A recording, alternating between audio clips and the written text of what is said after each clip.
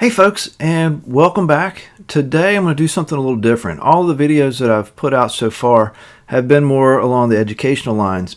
Today I'm going to step a little bit more into the mentoring role, and I'm going to do a vlog series on a recent blog post that I did. I have gotten asked numerous times over the years about what it's like being a PA in orthopedics, what do you have to do to be a PA in orthopedics, and so forth. And within the blog article that I published last week on my website, basicsofOrtho.com, I tried to answer some of those. And I'm going to break this down. I'm going to try to answer one or two questions in each small vlog, just to keep from doing one huge vlog that I know you guys don't really necessarily want to sit and watch for half an hour. So let's start with the first question, and that is, what draws a PA to pursue orthopedics? And that answer is different for every PA that is in orthopedics, and even with an individual person, that answer can change based on different circumstances of time and place.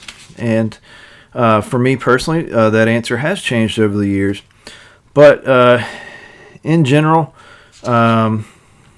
it's broken down into a couple of different reasons. And the 2016 Journal of Orthopedics and Physician Assistants, or JOPA, the 2016 Executive Research Brief, broke it down into two main categories: professional influences and personal influences, or intrinsic influences. And what they categorized professional influences as was, the first was that treating patients in orthopedics patients get better. You're not treating a lot of chronic diseases, and as healthcare providers, we like to know what we're doing is helping. So if a patient gets better, then that makes us feel better. And so that's the first, is that the ability to have a consistent positive impact on patient outcomes. So patients get better as opposed to managing chronic conditions.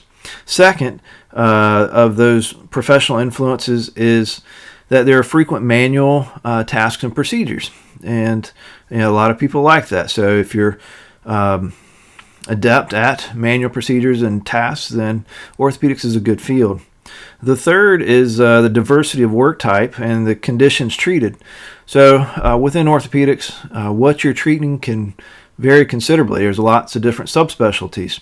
There's spine, there's pediatrics, there's trauma, there is hand and upper extremity, shoulder and elbow, sports medicine, foot and ankle. So you've got any host of those that if you want to subspecialize and focus on one, you can. Or if you like a variety, then you can do general or trauma or sports med, which includes a little bit of everything from head to toe. So that's another big draw in those professional influences. And then there's also a combination of multiple work settings that you can work in. What is a work setting? So a lot of PAs work in the clinic, a lot of PAs work in a hospital, PAs can work in the OR in orthopedics, and in the last 10 years or so, there's also the expansion into orthopedic urgent cares. So you have a lot of different arenas you can work in.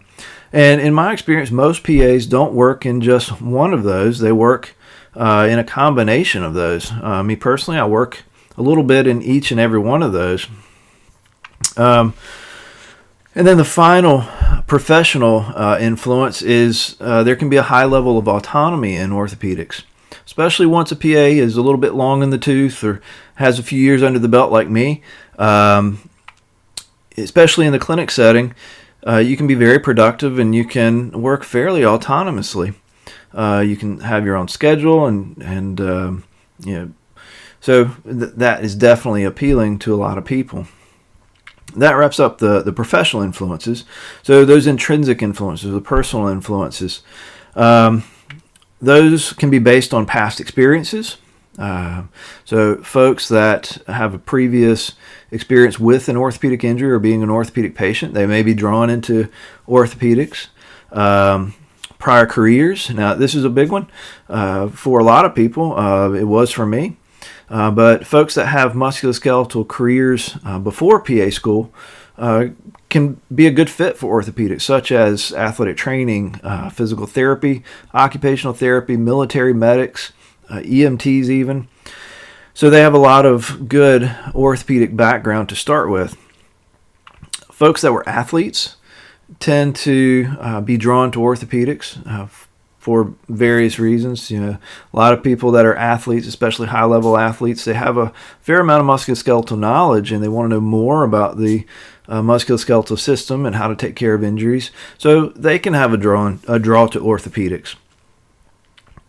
And other internal or intrinsic traits that can make a person be drawn to orthopedics are something I mentioned earlier: folks that are adept at performing manual tasks or procedures, folks that are mechanically inclined, because there is a lot that you do with your hands. So those are the intrinsic reasons, and those, like I said, were the two main categories: professional and intrinsic.